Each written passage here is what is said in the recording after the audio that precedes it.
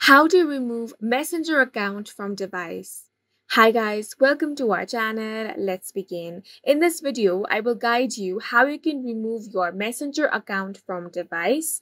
Now, your Messenger account is linked with your Facebook account. So if you want to remove your Messenger account, go ahead and open up your Facebook account.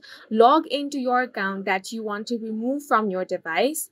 Now, you want to tap on the three lines at the top right corner of your screen. Then from here, tap on the gear icon to open up your settings. Then you want to tap on Account Center. From here, on the account setting, you want to tap on the option of Password and Security.